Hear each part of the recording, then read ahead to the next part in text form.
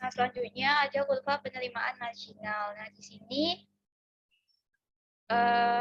kurva penerimaan marginal itu karena kurva permintaan untuk pasar persaingan sempurna sama dengan kurva penerimaan rata-rata AR dan kurva penerimaan marginal MR, maka kita dapat menggambar kurva sebagai berikut, yaitu P sama dengan AR dikurangi MR.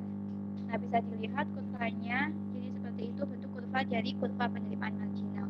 Next.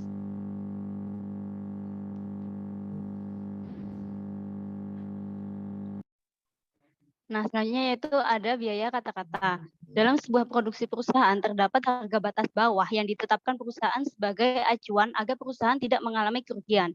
Nah, harga batas bawah ini ditetapkan dengan melihat biaya produksi yang telah dikeluarkan oleh perusahaan.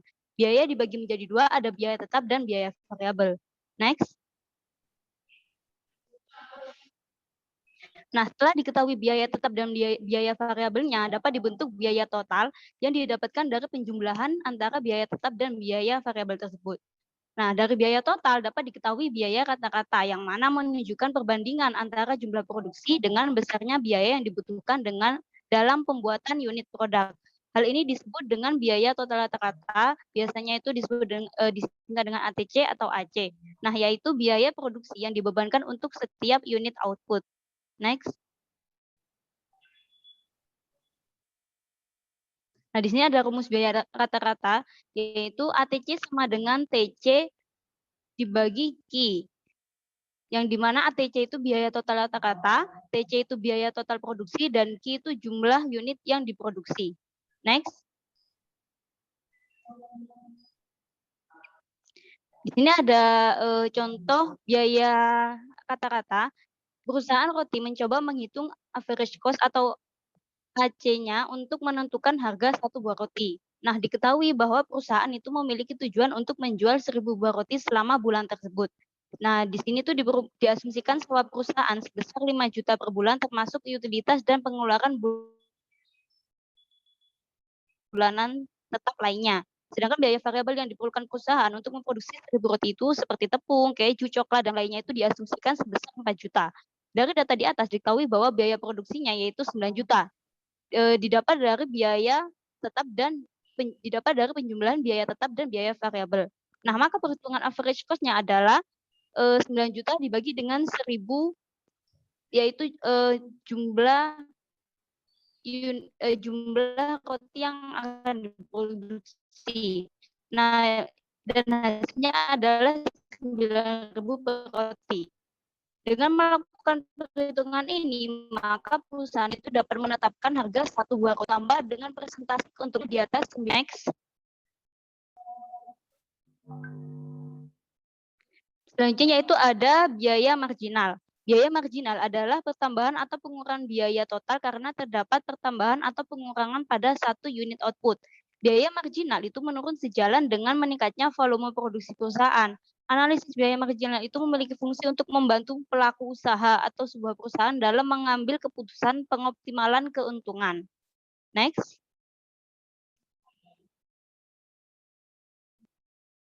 Di sini ada rumus biaya marginal, yaitu MC sama dengan delta TC per delta Q, di mana MC itu biaya marginal, delta TC itu perubahan biaya total, dan delta Q merupakan perubahan unit produksi. Next. Nah, di sini ada contoh penggunaan biaya marginal. Perusahaan produsen sepatu berhasil memproduksi 50 pasang sepatu dengan total biaya produksi sebesar 30 juta. Nah, perusahaan tersebut ingin menambah produksinya menjadi 80 pasang sepatu dan perkiraan akan menghabiskan biaya sebesar 50 juta. Jadi, cara menggunakan biaya marginal yaitu di sini delta TC yaitu 5 dari 50 juta 100 dikurangi 30 juta menghasilkan 20 juta 100 dibagi dengan delta Q dari 80 dikurangi 50 menjadi 30. Nah, dan hasilnya yaitu 670. Nah, dari perhitungan di atas diketahui biaya produksi marginalnya adalah 670. Ketika perusahaan memproduksi dalam jumlah normal yaitu 50 pasang sepatu, biaya produksinya itu adalah 600.000 didapatkan dari 30 juta dibagi dengan 50.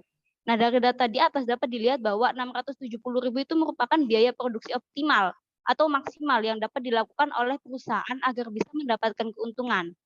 Nah, apabila perusahaan itu nekat memutuskan untuk menambah unit produksi lagi di atas batas 80 pasang sepatu, maka besar biaya marginalnya juga akan bertambah. Akibatnya, perusahaan kemungkinan harus menaikkan harga sepatu disesuaikan dengan total biaya produksi yang telah dilakukannya atau yang telah dihabiskan. Namun, menaikkan harga jika dalam jangka waktu pendek akan mempengaruhi keuntungan perusahaan, dapat menurunkan daya saing, atau bahkan dapat menghilangkan konsumen perusahaan karena harganya yang telah berubah naik. Next.